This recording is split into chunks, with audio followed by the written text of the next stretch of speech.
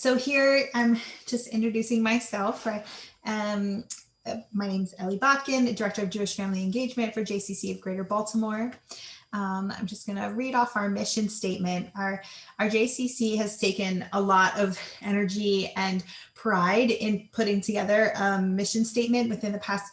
We try to update it like every 4 years or so, and our board goes on these incredible retreats and they reach enlightenment and come up with these awesome mission statements. So inspired by Jewish values, we create meaningful experiences and opportunities to enrich, connect, and celebrate a vibrant Jewish community. So with this mission statement, you'll notice that the word Jewish is in it twice, which is pretty impressive, pretty bold for us to do in the Baltimore landscape. We have 2 JCC locations, one in our Baltimore County, which tends to be more of a secular community, and one in the Park Heights community, which is in Baltimore City and tends to be more of a religious demographic. So we try to meet the needs of those 2 populations that sit side by side, but then there's so much ground that we cover with this J Around Town platform.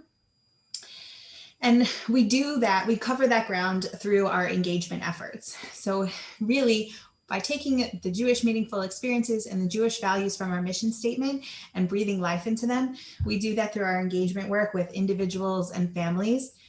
We try to focus on folks who are looking for new ways to identify themselves Jewishly in a safe and comfortable way. Our target audience tends to be families with young children, although we do aim to have our programs be as accessible and appealing to folks of all ages and life stages. We're looking to explore these new approaches to raising a Jewish family right now in the 21st century and post-pandemic. Please God, let us get there.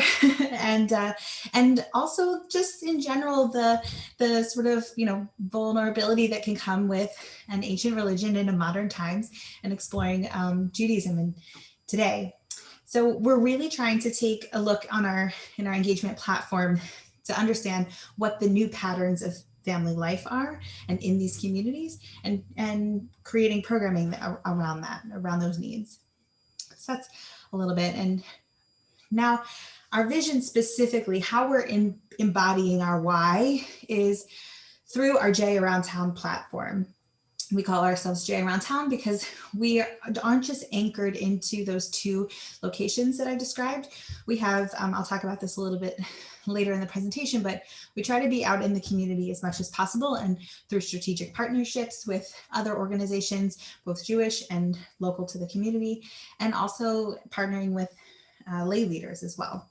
So we're dedicated, the J Around Town platform is dedicated to promoting expansive and inclusive Jewish engagement program to meet those ever-evolving needs. We're exploring the hybrid of both in-person and virtual, like many of you probably are. And we also try to embrace choice as much as possible with our broad spectrum of what we call light touch programming, and also more of an immersive hands-on experience. So by embracing choice, we mean to say that what we've learned about our families is that they appreciate the a la carte model of what the JCCs have to offer. Membership models that are all inclusive are really lovely for some folks, but for those who really like the choose your own adventure books, that's what we're looking to meet their needs. An example of light touch program might just be, a social event, maybe something through our cultural arts center, but maybe a little bit more immersive. There is a discussion around something, or we connect people with other like-minded folks. You'll see in our journeys. And again, our target audience is really everyone and anyone who would be interested in participating in these kinds of programs, or maybe would be open to more. But we tend to pull a lot of families with young children. So a little bit more about our strategy. We're trying to think differently, like everyone else. We have to reimagine things all the time. everything's changing constantly. And when we're thinking differently, that comes down to location first. We try to meet people where they are, literally. So our associated federation in the Baltimore area did a community study in 2020. It was right before the pandemic. So some of that information is not as relevant anymore, but there's still a lot of golden nuggets in it. In that community study, we learned what zip codes in the Baltimore area up until like a 50-mile radius, where there were families and individuals who were Jewish who were looking for programming or looking for some kind of Jewish life. And they maybe, with that study also revealed who was affiliated with a synagogue, who wasn't, if they were in a partnership with someone who's also Jewish or not partnered at all, if they were raising Jewish kids or anything like that. Lots of really good things in there. So we're forever grateful for that study. That helped us to really understand who we were trying to serve. The next thing is partnering wisely. So I mentioned it earlier, with our J Around Town platform, so a lot of the strategic partnerships have been with the local libraries. In Baltimore, it's called the Enoch Pratt Library. They have branches everywhere. And we've done hands-on holiday programs for them for a long time. And then we moved them virtual during the pandemic, and we're hoping to continue and resume them when we're able to gather in person in the libraries. Another example is working with local shopping centers and business owners. A lot of the people who would be sponsoring some of the big fundraisers in your JCC, those are the people that we would want to be engaging to see if they had public space or private space that would be comfortable for people to show up and have a program in the parking lot or something like that. And then continuing to invest in those innovative strategies, we're trying to move the needle from some of that light touch programming I talked about earlier to really mobilizing and empowering people to connect to Jewish life in ways that they're interested in. So that really comes from relationship building, and that's a lot of the heavy lifting with engagement work is understanding what people want and trying to build those relationships so that folks can feel empowered to be a part of what they want to see, be the change, as the saying goes. So much of that investment is community organizing strategies, one-on-ones, connecting people with others, small groups, that sort of thing. And in order to really think about, how could we accomplish this, especially now, or this, even in the fall, really was when our J Holiday Journey started. We had to think about how these celebrations could be around the Jewish holiday cycle. It's pretty low barrier to begin with, but they needed to be free. This is the time where families are mindful of every dollar, and we never want to put a family in a position where they have to choose financially whether or not they want to invest in a Jewish future or not. But so we want to create these free celebrations for people to feel connected in a safe way, and regardless of their membership or affiliations. So this is where our J Holiday Journeys came into play. So you can see here on our little flyer, we have a little car on the road, and our first J Holiday Journey, many people have done drive-throughs. It was quite literally a journey through our parking lot at our Owings Mills location, the one in Baltimore County. We have a lot of land space out there, and we were able to accommodate 100 cars to come through. But you'll see, I'll just move my mouse here. You can see this little direction pole, flag pole, different holidays. And so for this event specifically, we worked with other local Jewish organizations to take on one of the Jewish fall holidays. So Rosh Hashanah, Yom Kippur, Simchas Torah, Sukkot, and a couple other, we had Shabbat in there, and some fun pit stops also, so that they could own a pit stop on this journey, and they were in charge of giving some kind of activity or program or some kind of takeaway or flyer for the families to do at home, but it reflected that organization as well as its connection to the Jewish holiday. And this was the first in our community, the first large scale event to happen. You can see it was on September 13th, since we had all shut down for COVID. So I'll give you a little visual here, our fall holiday journey.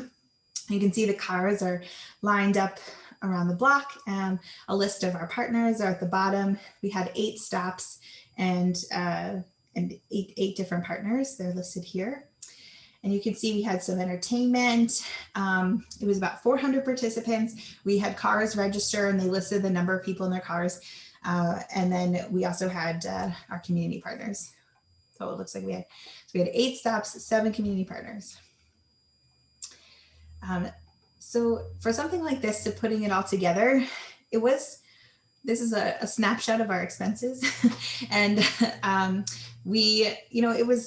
everyone has a different budget. So thinking about the replicability, I think what's most important about what made this event successful and financially was that we had each partner cover their own costs. We didn't charge them to participate, and we didn't ask them to invoice us for much or at all. So it was kind of, it helped to minimize competition and maximize collaboration, because otherwise these partners would have had their own events and we would have compromised. So they did have some of that funding, but as you can see, it was mostly decoration, entertainment. We obviously wanted to have some extra staff and some advertisement. So for us, this was a pretty reasonable expense. And the next journey on our tour was the mobile sukkah. So many of you have probably seen, sukkahs on trucks before, and we decided to put it on a stage. So you'll see in the next slide, it's kind of like a platform stage that was attached to a truck, and we had someone construct the sukkah for us, so it was all kosher. We had a ADA accessible ramp as well, so that anybody with strollers or who needed to use a wheelchair or a walker or any kind of support to get into the sukkah had that ability, because we really wanted to make sure that if this was an opportunity that people who wouldn't normally be able to enjoy a sukkah during this time and with friends could. You'll notice on the advertisement here, we went to 4 different locations, and these different locations again were selected based on the community study, the zip codes that identified that there were pockets of Jewish life, but not necessarily formal or formally organized Jewish life. So the first stop was at the Baltimore Museum of Industry in downtown Baltimore. It was beautiful along the water. You'll see pictures in the next slide. We partnered with a Jewish congregation of Eldersburg out in another county beyond Baltimore, who our JCC loves to work with congregations as much as possible for these kinds of things. And then the third night during, all of these are during Chol HaMoed, during the middle days. We were at the Hunt Valley Town Shopping Center. This was like a 4:30, 5:30. So it was perfect for the families who were doing their groceries or maybe getting dinner. They could stop by the sukkah. And then the last stop was at our Owings Mills campus. It was our own home base. And so we really like for this, we took the concept of, what it means to be sheltering in place and, reaching the end of the harvest and trying to bring people together and enjoying a sukkah. So the way that this journey was structured is we did have people sign up and register in advance. So we had limited amounts of people that we could accommodate, but it was outdoors. It was in a parking lot, you can see. So in Federal Hill, that was our downtown location.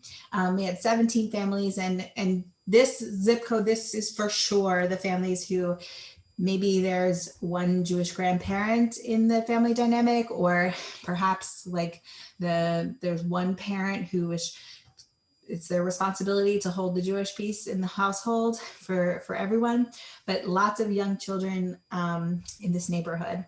And then in Carroll County, this is the one that where we were at the Eldersburg Jewish congregation. We had different entertainment, I should have mentioned, by the way, each night. So you can see in the picture for the Carroll County one, we have our storyteller. That was so fun and so lovely. And then for our Hunt Valley one, our partner for that evening was PJ Library, and they were our fun and entertainment. So each night, not only were we in different locations, but we had different partnerships and different entertainment. So then, and I'll show you our last one in Owings Mills.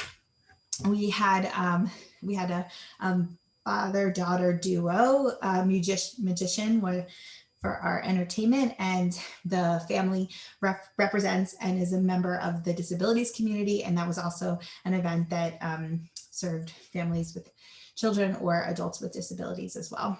So in total, over those 4, and it's a marathon kind of journey. In total, we had about 250 participants. So we really kind of limited our people to the time slots, but it was 80 families. And again, we had some of the same partners from the first journey, some of them different, but about 8 partners for this one. And you know, it's all about the anecdotes. So I know that I've shown you some of the pictures and some of the fast facts and some of the thought process, but I just want to read off this first one. We traveled about 30 minutes south from southern PA to attend the mobile Sukkah tour in Hunt Valley. Hunt Valley's in Baltimore. We live in an area with very few Jews, and it's important to me to incorporate Judaism in the lives of my 3-year-old and 1-year-old.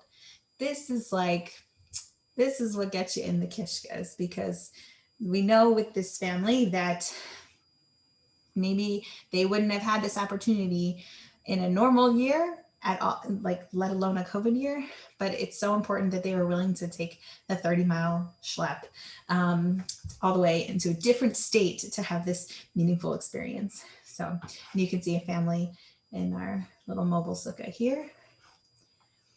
And another testimonial just about how well organized and entertaining the event was. So here's a little snapshot of our costs. We did, for some of the locations, have a venue rental fee. We also had security, especially ones where it was more of a public space. We paid a little bit for entertainment unless our partners were offering that. We also had, I should have mentioned this earlier, but we had a Mitzvah Project every night. So on all these journeys, there's an opportunity to do something of service, some kind of Mitzvah Project, whether it's take home opportunities or on site. In this case, they were assembling blessing bags or hygiene kits for folks who may be experiencing homelessness or are currently living in a shelter. And we also had a fee for our sukkah construction because I couldn't do it solo. And of course, our Levim, Metrovim, and something to make the bracha or the blessing over, and the decorations, of course, which my favorite was the disco ball. And thinking about this as a program model that you can take on, the replicability, the key ingredients in this was the public space versus private space. Right now, like as much as brick and mortar seems to be kind of fading out of our trends in Jewish life, lots of families are craving safe, sanitized spaces that are private and they know are being cleaned. And so you could definitely do it in either of those. Being outdoors was an incredible asset and a huge risk because we did not have rain dates for any of these. But also, again, in terms of space, the location, knowing where is going to be the convening space for these families, convenient for them to come to, exciting for them to stay, and et cetera, especially the ones that are during the events that took place during the week, as opposed to on the weekends. And then it all about the relationships, our community partners and the local Jewish organizations that we worked with, the businesses that help support this program to be possible, and the lay leadership who helped promote these events within their social networks and things like that. which leads into the people power. That is the biggest ingredient in this journey, is the marketing staff who was able to take this big heady concept and really make a cute cartoon out of it. Our staff and volunteers who are willing to be out in the community and, make people feel welcome, make people feel safe. And again, the lay leadership / participant ambassadors who were telling their friends, I'm coming to this. It's great. Come with me if you feel comfortable. So that is our model. And the journey continues. Oh, I don't know if yes, it's still here. The journey continues. We would like to continue with this program, and everything is moving around at our JCC as I imagine it is yours. This model really falls under Jewish family engagement, but we're exploring moving it into our arts and culture platform, because there's even more exciting things that can be done in their house with all the resources that they have in terms of the entertainment and bulking up virtual components for people who won't want to be there in person. But so it's still evolving, and I hope you'll join me on the next one.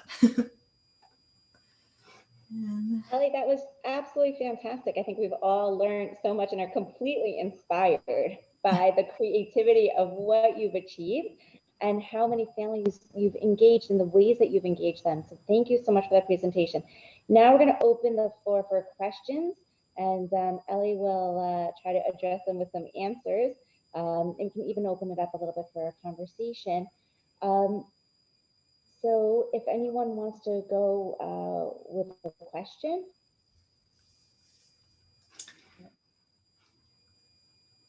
I'm going to read one from the chat. There's a question here about the tiered pricing, pay your own way, free program. How do you try to create that balance of when do you offer which, and then how do you assess the successful messaging and results on that basis?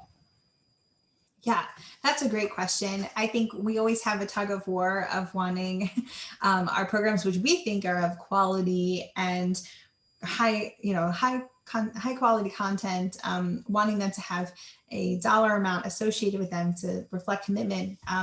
But really, right now we are very sensitive to families and their financial restraints and the decline in memberships with both JCCs and the synagogues and other places of where membership model is still in existence. And so we've removed some of those fees for now. But there are some programming where we do have pay to play, and that is a little, those kinds of programs are like we have like a kit where you can buy a ticket to a concert and it comes with an engagement kit. Then the person comes and picks up the kit. It's not necessarily like a full-on program in that way. We're finding that with people who are opting in, they'll opt in for $5 too. But for those larger scale events where it can be wishy-washy, we have eliminated the pricing for now. Also, like the rules of programming still apply, even during COVID times, where you have people who register who don't come, and you have people who come who did not register. So again, like that's easier to manage when people are paying, but we've tried to remove that financial barrier for now. We go to Gail. You have a question. That last one was my question too. So if anyone else wants to go first, I'll take a step back and let someone else ask.